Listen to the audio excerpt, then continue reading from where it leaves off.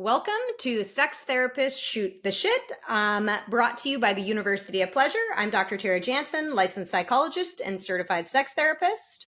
And I'm Laura Rademacher, licensed marriage and family therapist and certified sex therapist. And today we have a special mystery guest. There's still a little to be revealed, everyone. Don't worry. There's a little bit of secret. This is like burlesque, right? It's a little bit of a tease. It's a tease. Yeah. Yeah. He could be wearing a costume. We don't even know. We don't even know what's happening. I hope so. That would be so fun.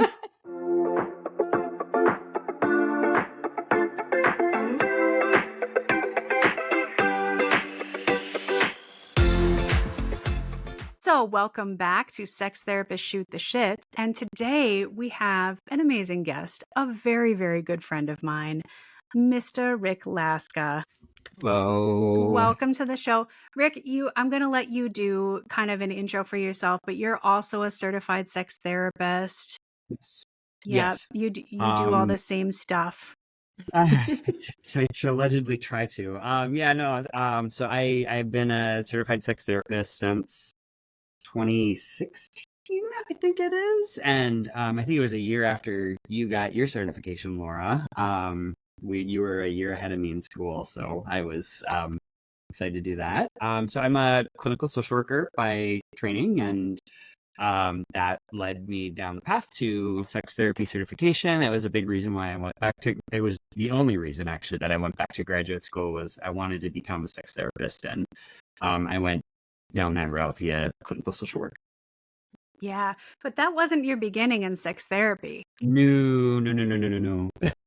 Or, well, it wasn't your beginning in the field of sexuality. No. Yeah. Do you want to do your origin story? Tell us where you came from. I have this fun little narrative that I like to tell. So, I was always the person in high school who all of my friends talked to about sex, and I didn't understand that was a unique thing. Because I was really just like celebratory and excited, and but I had to like muck through a lot of stuff that I didn't know and stuff like that. But I just really appreciated the sense of connection that I felt with people and that they felt with me after we would talk about sex. So starting in my undergrad, I actually volunteered for like the queer student cultural center at the university that I was doing my undergrad in, and did some discussions around sex and sexuality, safer sex, around pornography use and things like that, and started volunteering for an HIV nonprofit that was in town. And at the time, I was doing something that was completely unrelated to the path that I am on now. I was a music performance major, and I also had a lot of like anxiety around performance, which was not super helpful as I was trying to get a bachelor's as an orchestral musician. So about halfway through, I did a semester abroad and realized like I can't handle this stress. This is too much for me. So I shifted to French Studies bachelor's, and as you can imagine, I had a poppin' career right out of my undergrad. You're talking to two theater majors, so Yeah. I feel like I don't feel like we're like good promo for liberal arts degrees on this podcast. I will say, like, what I learned from that, and like the number of times I've had clients who have been musicians that I've worked with, or other like liberal arts people, and that are trying to like navigate their way through the anxiety of like what like performative degrees require. Like I just have so much compassion and empathy, and like I'm able to help them kind of like confront the parts of themselves that they need to in order to like be able to not have as much stress, which is super, super fun. But but I also know how unrelentingly and how unforgiving being in a performance like field can be. So yeah, so I'm not sad that I did that path and finished school, kind of hopped around, like worked in a major coffee retail chain, or not retail chain, but a coffee chain. Did some time in some like wine bars and restaurants and stuff like that. Got a job as a receptionist for an internet service provider, and got bumped up to sales and marketing. So obviously this was all very on brand for being a sex therapist, right? And in all that, like I kept volunteering for the like HIV nonprofit that I talked about earlier. And then I very suddenly, when I was kind of like in my mid-20s, my best friend from undergrad, she actually died in a plane crash. And I just was like, what? Oh, I can swear, right? Oh yeah, this Yes, is yes. but they're Yeah, swearing say in the whatever you title. want. That's true. It's true. And I was just like, what the hell am I doing with my life? So I just kind of like took some time to reflect, and after kind of the grief settled down, I realized like, hey, 10 years limited. And if like I'm not happy doing what I'm doing, and I haven't been happy doing anything, I know when I'm like doing some of this volunteer work, it feels at least a bit more connected to like who I think I am. So I applied for a job at that nonprofit and ended up getting a job doing like a combination of like social service referral and connection, and then also some like health education for like around people who are worried that they were at risk for becoming infected with HIV, or people who are newly diagnosed or new to the state, and helping them get connected to the supportive services in order for them to have kind of an optimized health.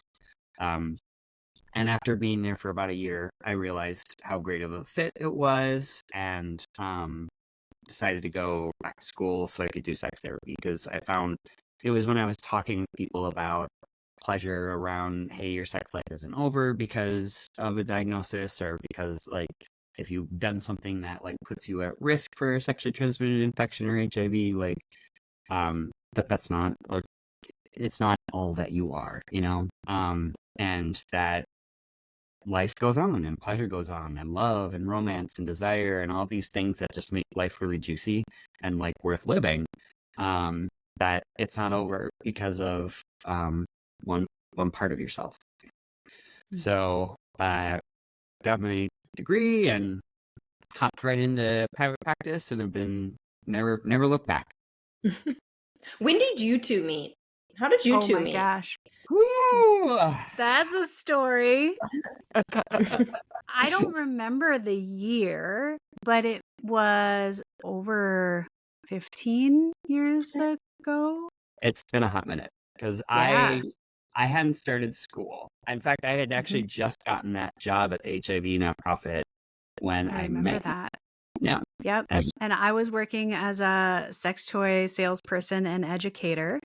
And we actually met because, am I sharing this news or am I not? It's up to you. I'm very comfortable like with that being out there. So We were on another podcast together for years and years. Oh, that's right. That's right. I'm remembering all this now. Yep. That's in my memory. Yeah. You guys were like originals. You were on the podcast market, like doing it before everyone had a podcast. Yep. We actually beat out Dan Savage Love a few times. What?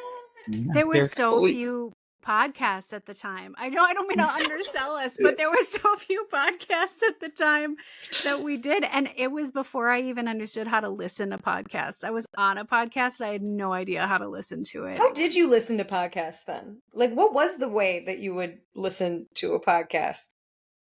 I listened on a like internet browser when I was at work. Is that okay? That's what it was in my mind.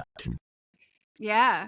It wasn't as easy. There wasn't something like, Spotify or Apple Podcasts or something where you could just go find. I don't think. I could be wrong. You are. Maybe. There were ways to listen to stuff. Okay. Well, I liked to pretend that there weren't so that I didn't have to hear the sound of my own voice. So thanks for ruining my little fantasy. You had to find an old 8-track, and you had That's right. You had to go to the cave and ask the wizard for 3 wishes, and one of them no. But yeah, Rick and I were on that podcast together with a few other folks for quite a few years, and 5 years. You and I. That show ran for 7 years, but we did 5 of them. So yeah. I feel like this is like a reunion. I should just like hang back, just let you two do your thing here. No, because No. Laura and I will derail so quick. So Yep. please It's true. help us. It's true. And Rick will talk about ghost sex with me. So don't let me start. This is what But I'm you're saying. supposed to. Like, you had a challenge issued, so. What kind of, okay, Rick, here's a question. Yeah. What supernatural sex topic is most interesting to you? Ooh, I am gonna say compatibility between astrological signs. That'll be my like hippy Ooh. dippy, like metaphysical nonsense. Like I don't know. There's something about it that just is entertaining to me. That's great. I should ask every one of our guests a supernatural sex question. Why not? We I just say added let's a do new it. segment. Thanks, Yeah, Rick. we Thanks just for did. being our first on that one. Yeah, like I'm in. I'm in on it. I don't really. I like as you were talking, it's like I don't even know anything about my own astrological sign. So, I mean, I kind of know what it is. We can fix that, Tara. I was I into know. it for a very like long hot minute back in my 20s, like probably throughout most of my 20s. I actually have like a zodiac tattooed onto my back, like that's how into it I was. But That's so great. Yeah. Like somebody once was like, I don't know, it was a really simple question and it had to do with like the time I was born, and it felt like too much work to ask my mom. What time of day? So like I was like, yeah, I'll leave it. Like I literally for like a decade been like, I really need to get to that. I really need to ask my mom what time of day I was. Should also say on your birth certificate, which I know a lot of us. Which is an assumption that I do. I've moved a lot, Rick. There is an assumption there that I know where to easily locate that. I think I have it. Do you somewhere. think your mom would know? Like your mom had quite a few kids. 4. I mean, so I would imagine my mom's pretty good with a detail. So she That's remembers. She's pretty good with a detail. I think she would remember. But it is funny. It's like literally been on some low level consciousness to-do list for like a solid decade to be like, what time of day was I born? And my mom's going to maybe listen to this, maybe not, and be like, I already told you. And will not have remembered it. But that's like essential information, I feel like. Every time someone's trying to tell me anything about my horoscope, they always want to know like what time of day, like rising moon, or I don't know. I'm getting it all wrong. Yeah, it's your rising sign. I never got that. I mean, I had like a full star chart done and all that. But I never got like into it where I was like asking people the time of day that they were born. I respect some people who do, but I was never. I didn't go that far into it. So. Yeah. Astrology seems like if you're really going to get something out of it, you have to like study, which has always been a sticking point for me. Is I'm like, this is a lot to learn. Like I want something a little simpler and quicker. So like, but you know tarot, Laura. Do you find tarot less or more of a study? Well, knowing tarot is I'm going to just say like I don't feel like I'm like really super knowledgeable. Like I like to use it. You know for it me. more than I do. You relative to me know tarot. Here's the thing about tarot. If you know nothing about tarot, you could flip over a few cards and go, how do these feel to me? What emotion does this bring up for me? You can use them as a meditation tool as well, right? They're like visual symbols. So they're like projectives in psychology, right? Like the Rorschach, or like totally. Where they pull out certain things, Totally. And Rick, you know tarot too. So yeah, no, like the nice thing about it is like if you don't want to learn about it, you don't have to. Like have a book, get out and read the section from the book that like talks about what all of the different things are supposed to mean. And then you're like, well, there you go. So astrology is like you have to do a deeper dive to know more of that. If you want to. I didn't, but I was like, this is a hobby. I don't want to spend that much time on it. I think my time with my horoscope was mostly spent with like YM magazine in the 90s, and it mostly just told me that I was going to get my period and get froyo with a friend. And that's like mostly. Do you remember YM? That was the cool one.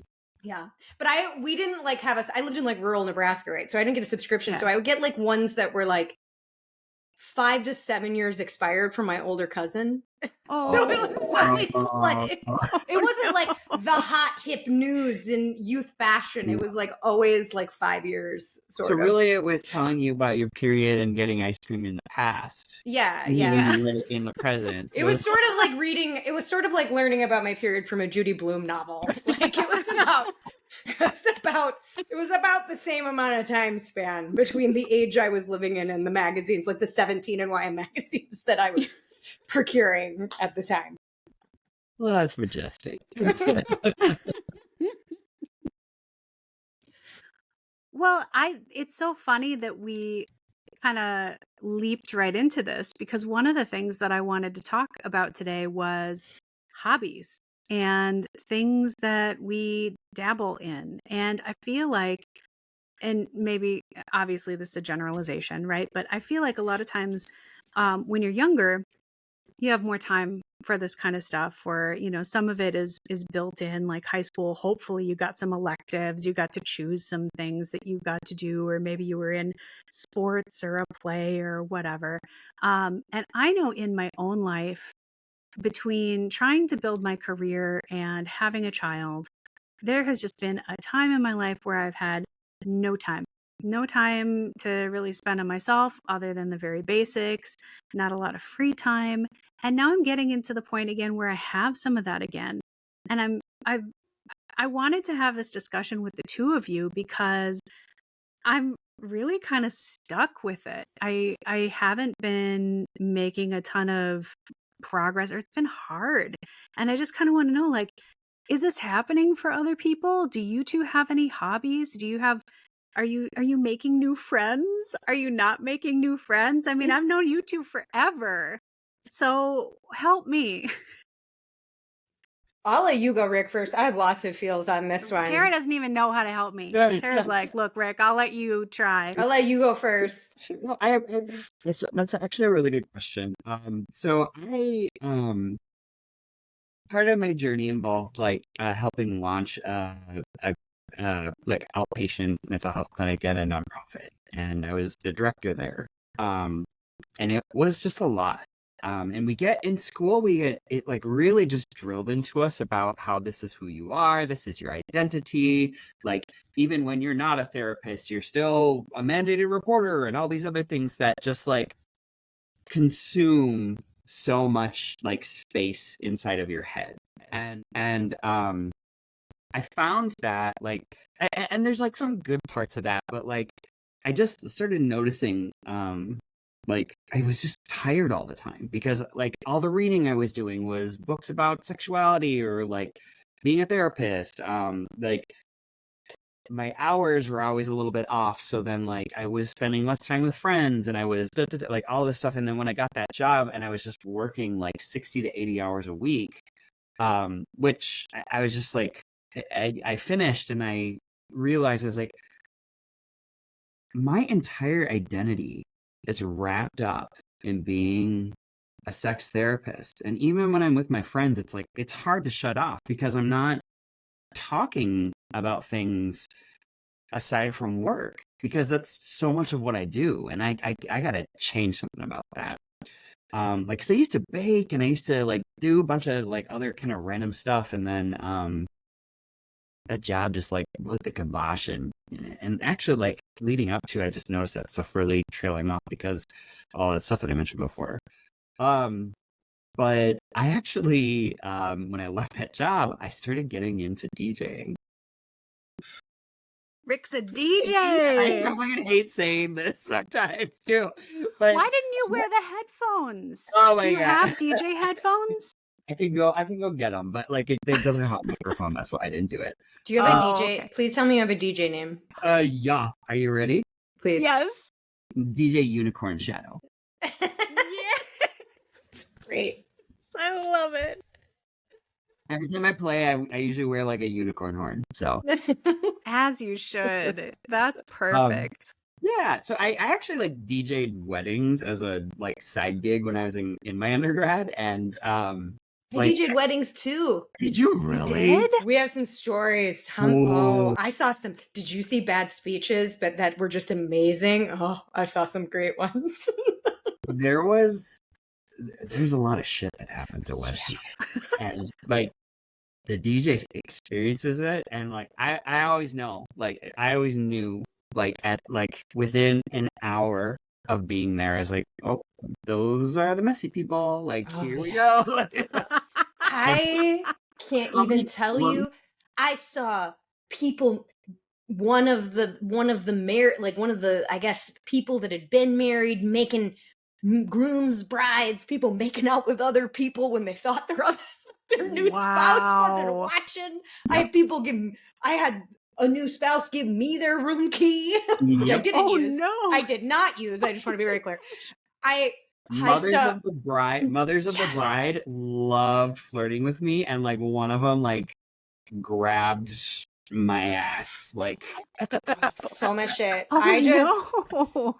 I feel like there's some kind of like short story book of like stories from former wedding DJs that needs to happen, because I think we need to have you back for a whole nother episode, and I'm just going to listen to both your stories from this. It's great. Like drunk, coked out person coming up, and I'm like, Nana Paulson over there is like, you know, sipping her white wine spritzer, and you're up there like smashing on my soundboard telling me I need to play Love Shack again because it's a wedding, and how many times do you need to fucking play Love Shack? Mine was always Save a Horse, Ride a Cowboy. Yeah, that's what everybody wanted, Save a Horse, Ride a Cowboy. Did you have to do your like transport your own equipment? Well, I worked for a company, so yeah, I had to bring it on. This was like back in the day when like we had like speakers that were like as big as me, and you had to bring all the CDs that you like lined up. That is what I did, and I had a 2-door Pontiac Grand Am that I had to fit all that shit in, and it would take me like 2 hours to get everything in and out of this fucking 2-door Pontiac Grand Am because of these massive like speakers and monitors, and I'd be like I'd be driving with like a full speaker passenger like on the way. Oh, it was them's with the days. It's wild. They had like, I'm gonna say that, like they had like the like curvy like I'm gonna kidnap and murder you white vans. Oh, like a windowless white van. Yeah, they had a fleet of them that we got to drive. So oh, no. Granted, like most of the time you're like, I hope the bottom of this van doesn't fall out while I'm driving. But like it was never like close. It was always I would have to go to their place, which was the place where which was like in second ring suburb, like 45 minutes away from where I lived to an hour. And then it was like another 2 to 3 hours wherever I was going to like DJ the wedding. It was not. I always had a lot of uncles of the bride try to help me set up my equipment. That was a real common. Oh no. Because you had to set all your stuff up. Yeah. Like you had to set up all your, it's a lot of equipment. Yeah. So like, I always had it was always an uncle. It was always an uncle that was like, let me help you. They'd look at me and be like, he's fine. And I mean, like everything, like the lights and everything like that. They had a pretty efficient setup. So I was pretty lucky in that. What's the difference between your DJ Unicorn Shadow and your wedding DJ persona? Actually, can we should probably take one little break, and then we should come back and hear more about DJ Unicorn Shadow. Is that all right? Sounds good to me. All right, everybody hold for break.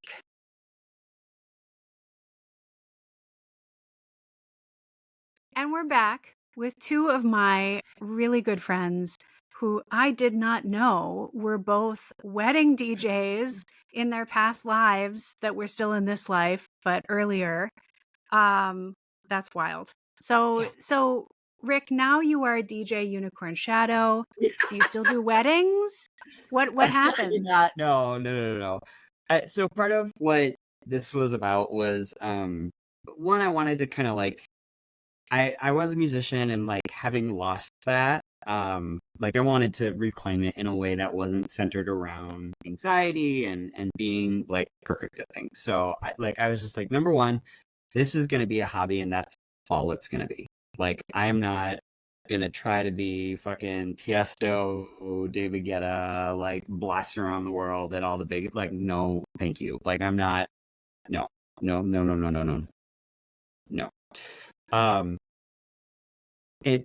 It's so I wanted it to be for me, and I wanted it to involve like doing things that I liked and playing music that made me happy.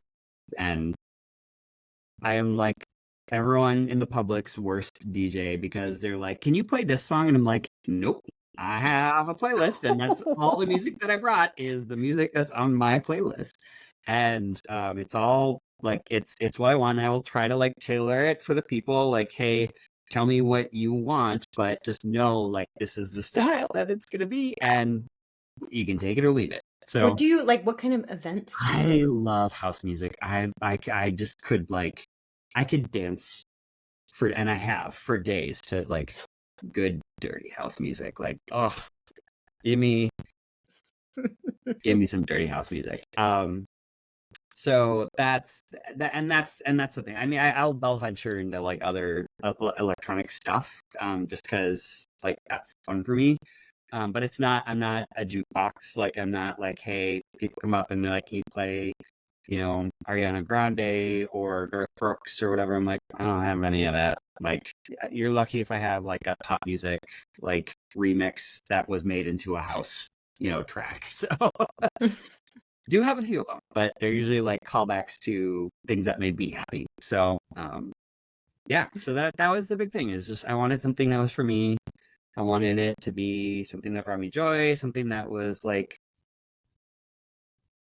that I did not take seriously. And if people want me to take it seriously, like tough shit, because I'm not gonna. I want it. It's for me, and that's what it is. And if other people want to dance to it, great. But just know that I'm gonna be an inflexible monster. I love that, when you keep saying it's for me, it's for me.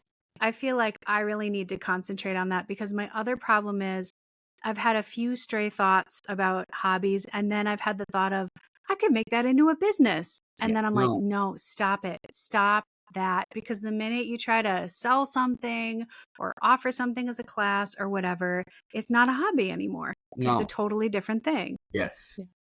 Similar to like the two of you back, like when I was like, because I have a performance history and background, and when I was like doing my fellowship, I had done a master's and a doctorate, and was like doing this fellowship at the used to be the program in human sexuality, which was like kind of stressful. I was like, man, I need, to your point, Rick, I was like, I need to do something else.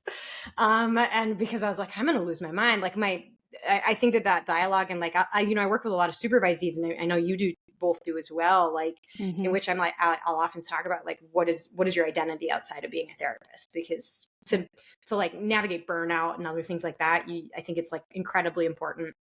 And I'm kind of going through that again, having just moved back to New York City, because some of the hobbies that I was able to do in Minneapolis, where I was, are everyone does everything for real here. Yeah. because Yeah. In Minneapolis, I started out during my fellowship. A friend was like, and I had sang, but like not, I had done more like kind of theater and performance, but I was like singing, and someone was like, hey, we need someone to come in. And there's this school, and it's called something different now, but it used to be called Rock Camp for Dads. And they were like, we need, and it wasn't exclusive to dads. I think that's why they rebranded, but they were like, we needed a singer. And it was just this like super low, it was like a kind of class meets performance sort of thing. And I was like, sure, why not? And that kind of started me singing in really like kind of, low level bar cover bands. And that was really fun. And I was doing that in Minneapolis for several years. The pandemic kind of interfered for a little bit. And it was so fun because, to your point, like, I was like, I just want to go to like a dive bar where people really aren't paying attention. Like maybe they are, maybe they're not. Yeah. I don't really care. I'm going to pick songs, like as long as the band's cool with them, that I like to sing and they're enjoyable for me. And one of the hardest parts, and that was like really healing, especially because I had, maybe similar to the two of you, tried to do like performing theater stuff for real. And like to do it just for fun or for some degree of like just the joy. And I was a better singer than I was back when I was trying to do it for real. Much better. When you don't fucking care, you're so much better at it. Yeah, I was so much better. I was like, oh, I didn't know I could hit these notes. I didn't know, because I just didn't like, because I was just really doing it for fun. But what's been tricky about me moving here in New York City is like, I still don't want to like that was my hobby. Like to your question, Laura, like that was my kind of my main hobby. And then I came here and like, this is a big show, everybody. Like, I think I'm going to have to go like way out in Jersey or something to like find, you know, maybe like a Bruce Springsteen cover. I mean, that would be great.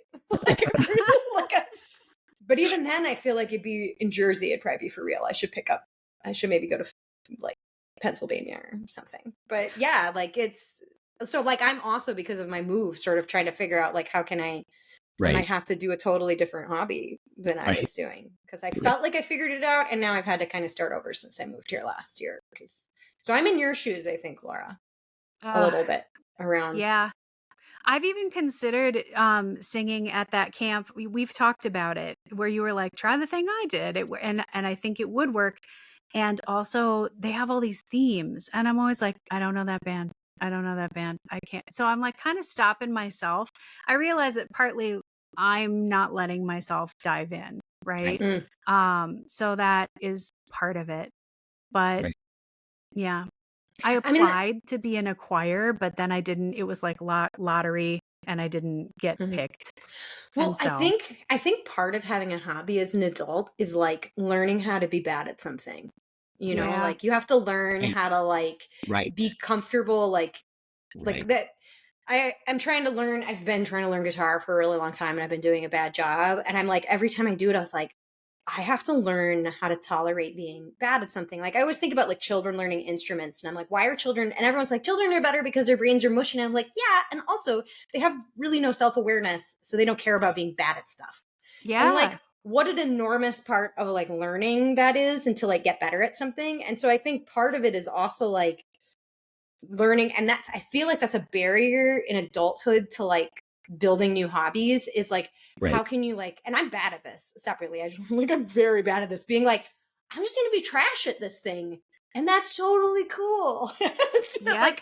I just had that experience. I went in, I was like, I'll take ukulele lessons. I can sing along with the ukulele. That's a thing, right? And it was so humbling to start at the beginning of something.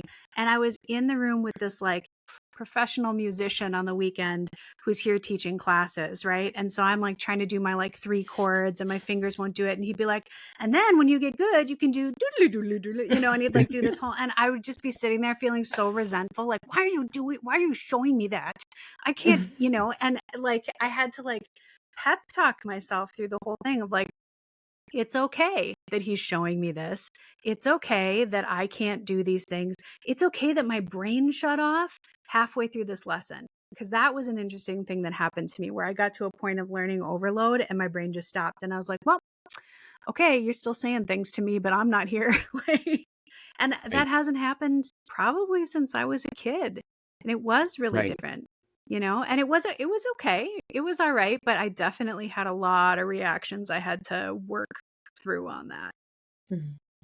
Well, and I just think, when I think about like, even like when you're working out or going to yoga or whatever, and you're always like trying to do better, or like the first time you're like, why does my body not do this thing that I expected to? And like we expect these things to be, that we're supposed to be capable of these things that we're not. Like we have to start somewhere, and that involves being bad at it. And like, it's uncomfortable. It's really, really uncomfortable to go and be vulnerable and to be bad at something. And I had to like say, you know, I got like a SoundCloud account, and I posted, and I was like, in my profile, it's like, this is me giving myself permission to suck at this, and for you to listen to me grow, you know, like if you want to listen to me.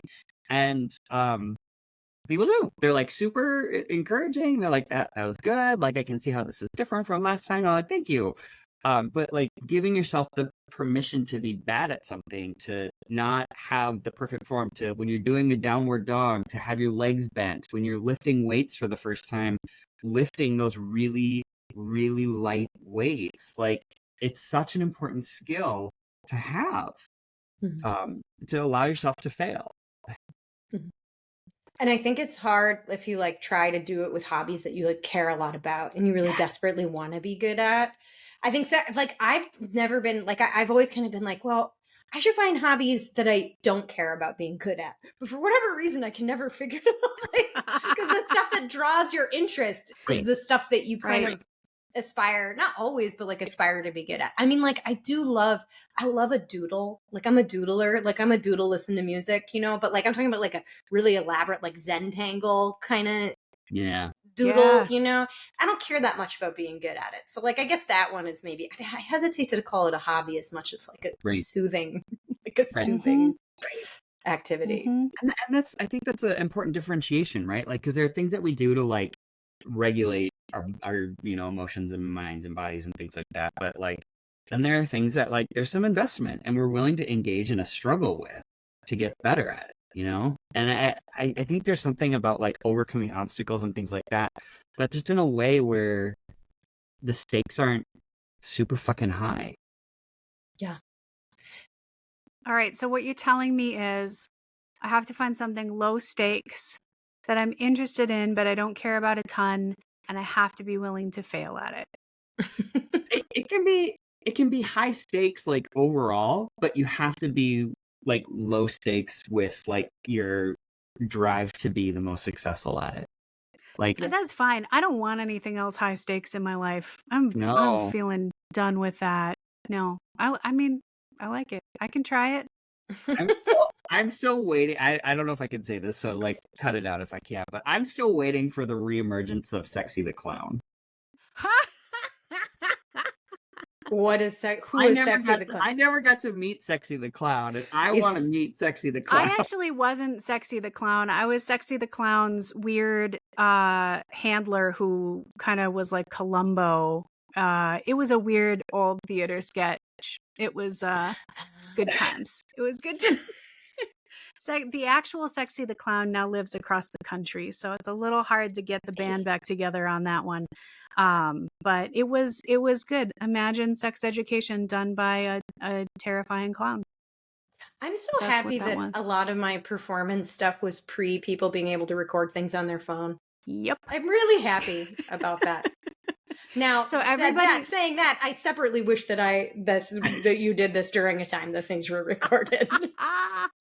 Everybody who is listening out there, if you have a therapist, or if you are a therapist, you'll probably identify with this. Just know that your therapist is happy that there aren't videos out there of whenever we were growing up. Oh, this has been so much fun. I really wish we had more time. Rick, where can people find you? Yeah, sure. So I have a website, just laskatherapy.com. And people can check it out if they're interested in working with me in any capacity. I do therapy. I also do supervision. In the past, I've done some education. So if like people want to commission me for it, I will, you know, I'll work with people around that. But that's kind of like I worked really hard for a really long time, and I'm just like trying to chill the fuck out for a while and just like have my job and have a hobby and hang out with my dogs and take walks. Like that's where I am in my life right now. It's pretty great. Yep. It sounds like the good stuff in life. Mm-hmm. Well, Rick, it was so good meeting you. I have known of Rick Laska for many years, and finally today I get to meet you. And I didn't realize we have so much history in common. I know. I can't wait to like continue to connect, because to meet another therapist who was also a wedding DJ at one point, that's pretty special. Best. It is special. And I do now, I'm like inspired to be like, there needs to be some kind of like running blog for people to contribute stories, like old wedding DJ stories. Because you got good ones. They're good. This could be a podcast offshoot, I think. Yeah, I think so. This could be my new plot. That should be my new hobby. Wedding DJ stories and helping people collect them. Because I'm looking forward to seeing the new work that you two are going to create together. See, I love Tera, a you said messy you needed to wedding sit this story. one out, and now you two are creating your own podcast together. All right. It'll be an oral history collection. I love it. Yeah. I love that idea. Well, Rick, thank you so much for joining us today. Laura, you're amazing and phenomenal, as always. You have been listening today, everyone, to Sex Therapists Shoot the Shit, brought to you by the University of Pleasure. Feel free to check us out on our Instagram page. And this video should be uploaded, Laura, right on our newfangled fancy YouTube page. That's right.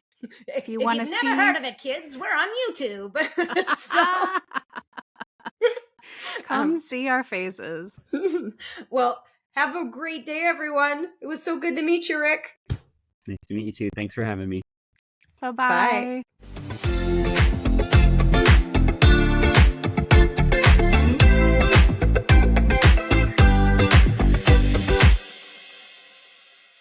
And today we have a special mystery guest. There's still a little to be revealed, everyone. Don't worry. There's a little bit of secret. This is like Yeah. burlesque, right? It's a little bit of a tease. It's a tease. Yeah. Yeah. He could be wearing a costume. We don't even know. We don't even know what's happening. I hope so. That would be so fun. You said you wanted a cast.